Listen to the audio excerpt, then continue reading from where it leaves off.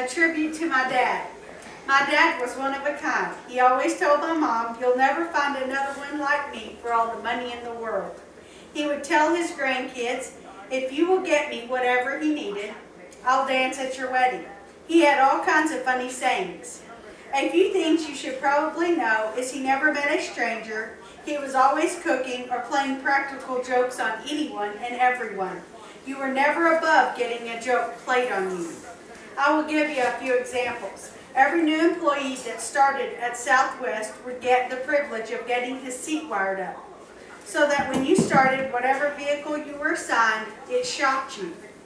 The office staff was also fair game. He had a candy box with a built-in mouse, so that when you went to reach for a piece of candy, the mouse ran over your hand. Another classic joke at the shop was the snake. My dad found a dead snake and hooked an air hose to the end, and when someone would walk by, he would hit the switch to make the snake come alive. Quite a few people ran for their life, grabbing their chest to indicate a possible heart attack.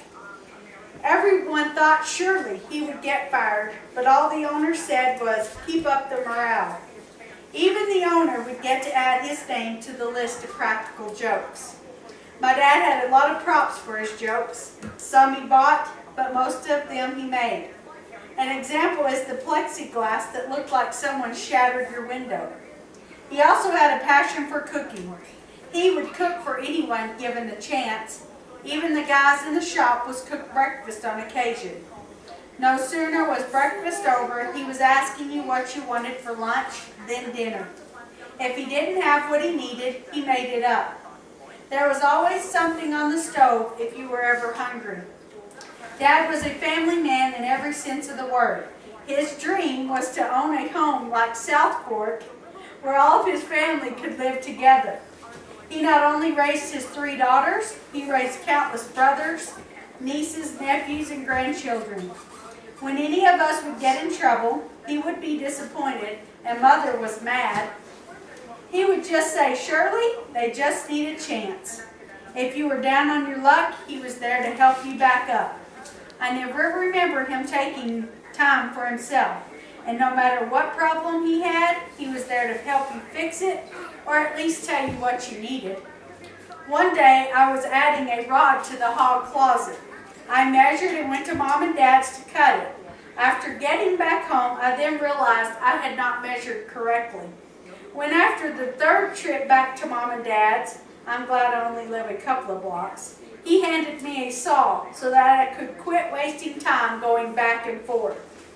On special occasion, when we asked Dad what he wanted, his reply was, "Nothing, save your money." He could never tell his grandchildren no, and in fact, I don't believe he used the word much with any of us, especially Mom. I have thousands of stories I could tell you, but I do believe if you asked my dad what the greatest accomplishment was, it would have been he married the love of his life and his 3 daughters. The most important thing I will tell you is, if you needed something, he would have gotten it for you. If he had it, he would have given it to you. If you needed direction, he would have guided you, and he always told each and every one of us how much he loved us. To my dad, whom I will always love and remember.